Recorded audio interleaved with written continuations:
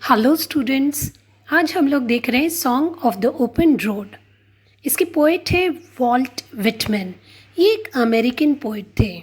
इन्हें father of free verse भी कहा जाता है। फ्री वर्स का मतलब होता है कि उसमें कोई भी राइम नहीं होती, no regular rhythm is there. यहाँ पे जो इन्होंने कविता लिखी है song of the open road, ये लीव्स ऑफ द ग्रास से लिया गया है। इसमें वह कहते हैं कि आत्म जागरूकता, मुक्त इच्छा और आपकी हृदय की जो कोमलता है, ये भाव को उन्होंने इसमें दर्शाने की कोशिश की है। ज़िंदगी में आपकी उस बुद्धिमत्ता की यहाँ पे जांच की जाती है जो किसी स्कूल या कॉलेज में नहीं की जाती। आपकी स्कूल और कॉलेजेस में तो आपकी पढ़ाई से आपको जांचा जाता है, वो आपकी ज़िंदगी में ये सब नहीं किया जाता, बल्कि आपके सिद्धांतों और वैल्यूज़ को निखारा जाता है। लो तो कविता देखते हैं। Song of the open road. कवि पैदल ही हल्के मन से, हल्के मन का मतलब होता है प्रसन्न चित्त, अफुट का मतलब होता है पैदल।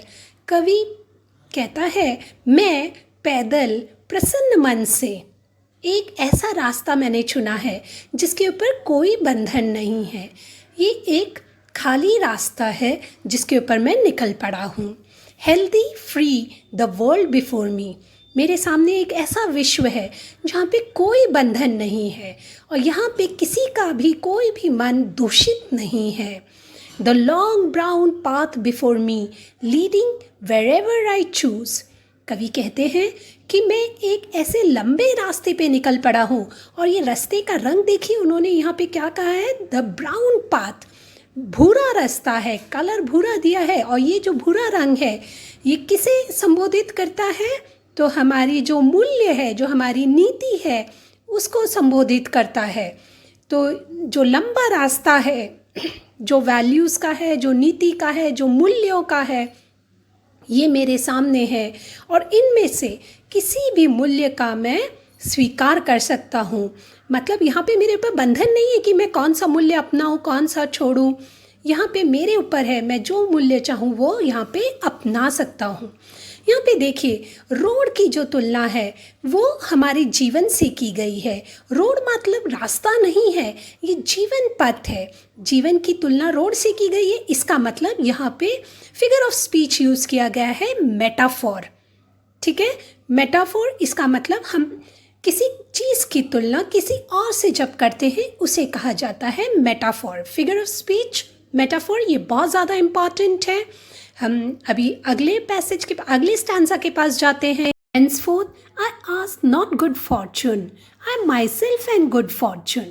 कवि आगे कहते हैं कि मुझे अभी यहाँ पे किसी से मेरे अच्छे भविष्य की याचना करने की ज़रूरत नहीं है, क्योंकि मुझ पे इतना विश्वास है कि मैं अपना भविष्य खुद बना सकता हूँ और वो भी अच्छा भविष्य बना सकता हूँ।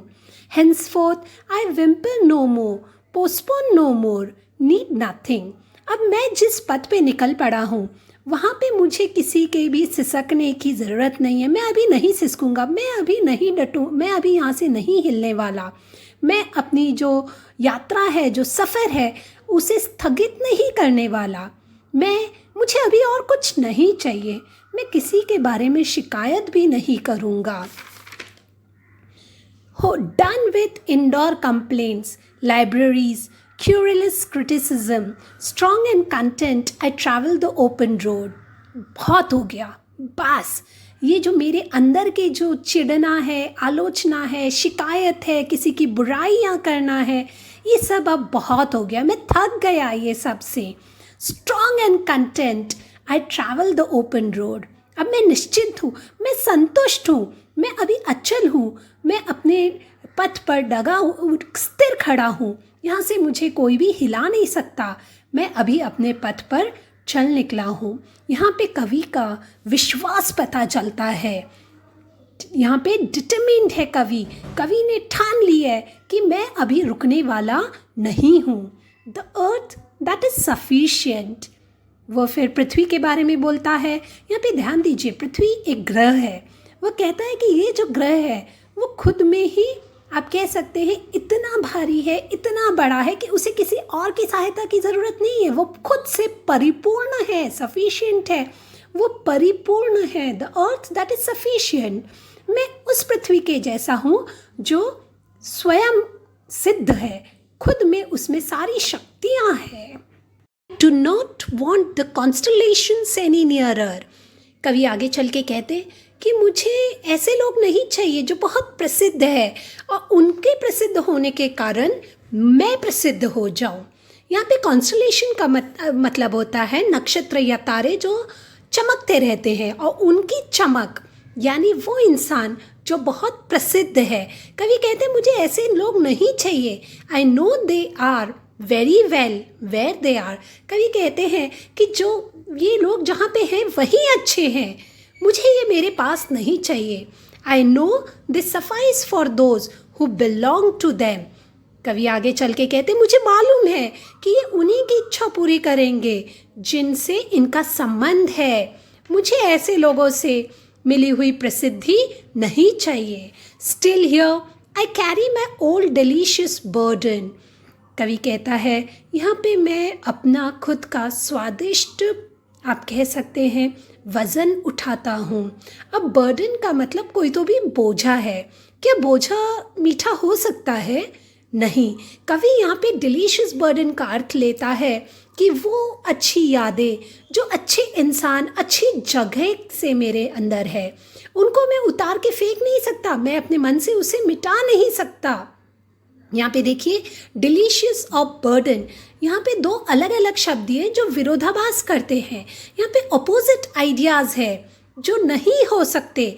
आपको लगेगा कि आपको वज़न दिया है, बोला जाए ये वज़न अच्छा है, ऐसे आप बोलेंगे नहीं, पर ये है। कवि कहता है ये ऐसा मेरे ऊपर दिया गया वजन है जो मुझे बहुत ही प्यारा लगता है। यहाँ पे जब विरोधाभास है और ऐसी अपोजिट आइडियाज़ आती है जो नहीं हो सकती पर यहाँ पे दी जाती है, उसे कहा जाता है पैराडॉक्स। ये फिगर ऑफ स्पीच है, अगेन वेरी इंपॉर्टेंट, जहाँ पे कॉन्ट्राडिक्टरी वर्ड्स यूज़ किए जाते हैं उसे कहा जाता है paradox. This is an important figure of speech. I carry them, men and women, I carry them with me wherever I go। कवि कहते हैं कि ये जो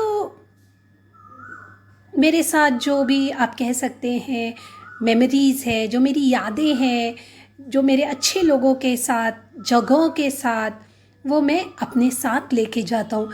मैं उसे जहाँ पे भी जाऊँगा ये यादें मेरे साथ रहेंगी। मैं इन्हें मिटा नहीं सकता, मैं उन्हें निकाल के फेंक नहीं सकता। I swear it is impossible for me to get rid of them। कवि कहते हैं मैं कहता हूँ ये नहीं हो सकता कि मैं उनसे छुटकारा पा लूँ। मैं किसी भी कीमत पे अपनी इन यादों को छोड़ नहीं सकता। I am filled with them and I'll fill them in return। कवि कहता है ये यादें मेरे नस नस में फैली हुई है, बसी हुई है, मैं इन्हें नहीं निकाल सकता। और मैं ये जो खुशियाँ, ये जो अच्छी यादें मेरे साथ हैं, ये मैं पूरे विश्व में फैला दूँगा, उस विश्व में जिसमें मैं जा रहा हूँ। ये अच्छी यादें जो मेरे साथ है वही मैं इस दुनिया में बिखेरूँगा ताकि ये दुनिया भी अच्छी हो जाए। यहाँ पे देखिए बहुत बार रिपीटेशन हुआ है, I carry them, I carry them. ये सारी चीज़ें क्या होती है? रिपीटेशन। यहाँ पे 2 बार रिपीट की गई है, सेम वर्ड रिपीट किया गया है। फिगर ऑफ स्पीच है रिपीटिशन। अभी देखिए जैसे यहाँ पे भी I swear it is impossible. यहाँ पे देखिए आई और आई, ये सारे आई जो है वो बार बार रिपीट हुए हैं। ई का उच्चारण बार बार आया है, इसीलिए इसे क्या कहेंगे? एलिट्रेशन। यहीं पे एक और चीज़ के पास अगर हम ध्यान देते हैं, देखो I carry them man and women. ये जो 2 शब्द आए हैं मैन एंड वुमेन, ये एक दूसरे के अपोजिट वर्ड्स है। मैन वुमेन दोनों अपोजिट वर्ड्स है, इसलिए यहाँ पे फिगर ऑफ स्पीच क्या हो गया है? एंटीथेसिस। तो यहाँ पे जहाँ पे अल्फ़ाबेट्स रिपीट होती है, जैसे आई, जैसे ई का उच्चारण जो है वो बार बार आ रहा है, जैसे इट में, इज़ में, इम्पॉसिबल में ई का उच्चारण बार बार आया है। साउंड जब रिपीट होता है उसे अलिट्रेशन कहा जाता है। अपोजिट आइडियाज़ जब आती है तो उसे एंटीथेसिस कहा जाता है। ऊपर हमने पैराडॉक्स देखा था, जहाँ पे कॉन्ट्राडिक्टरी वर्ड्स यूज़ किए जाते हैं, उसे पैराडॉक्स कहा जाता है। क्लियर? तो इस तरीके से हमने फिगर ऑफ स्पीच भी देख लिया है, पोएम पूरी हो गई है। आई होप आपको ये समझ में आई होगी। Please subscribe the channel if you have not done that. Bye, happy viewing.